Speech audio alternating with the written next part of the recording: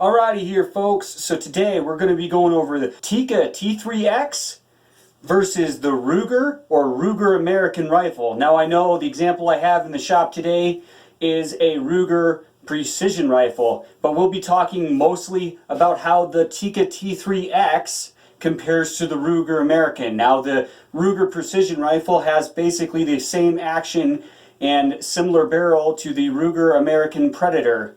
So we'll use this as an example. Howdy there folks, and welcome back to Bullets for Bucks. So if you haven't already, go ahead and like and subscribe to my channel, as it will help me promote hunting, fishing, and the Second Amendment here in the United States. Alright, so first up we have the Tikka T3 Ak Superlight as our example today here in the shop. Now, this is rattle can, so never mind the paint job.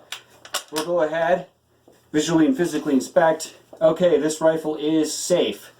No rounds in the chamber or the magazine. Comes with a polymer fiber reinforced stock that is actually very, very rigid. A 5-round polymer single stack magazine. Now, like I said, I have the RUGER Precision, so it's not exact equal comparison. If I was going to compare this equally to Tikka, I would have to compare it against the TAC A1. But since we don't have a RUGER American Predator in the shop, which would be a more equal comparison to the Tikka T3X, we're going to use this as our demonstration.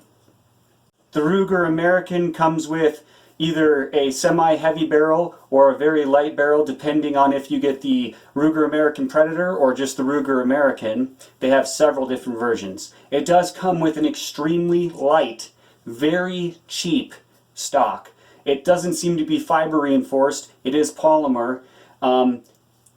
Honestly, the stock isn't that good on the RUGER Americans. The action, the trigger, and the barrel are very well made, but we'll go over and use this RPR as a demonstration and go back and forth now and tell you the pros and the cons and how they compare to each other. First, let's compare the actions. Oh man. Yeah. Smooth, crisp. I believe this is a 70-degree bolt throw, but don't quote me on that. But it's definitely not a 90.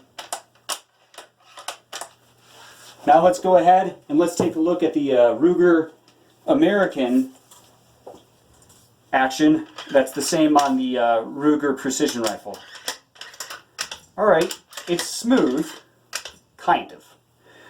It's a little bit clunky, and it has a very loud zipper sound.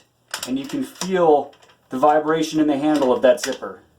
Both of them have a less than 90-degree bolt throw, and they both have short bolt throws. So I'd say, as far as the bolt throw, equal across the board. The RUGER, the Tikka, both good. As far as the bolt functioning in the receiver, or as we like to say, the action, I'm going to have to say Tikka, a very, very, very clear win on the smoothness, crispness, cleanness of running the bolt. However, RUGER uses a 3-lug bolt that locks very securely and allows the bolt throw to be very short. So as far as the actual locking of the bolt into the action, I'd give that to probably RUGER.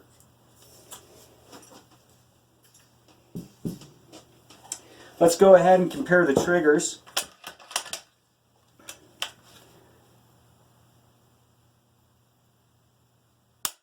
Oh man, absolutely no creep, just a very little bit of over travel.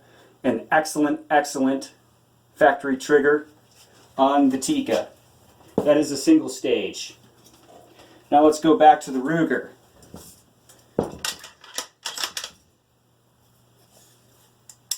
Alright. You can see here that this has a blade design much like a Savage AccuTrigger.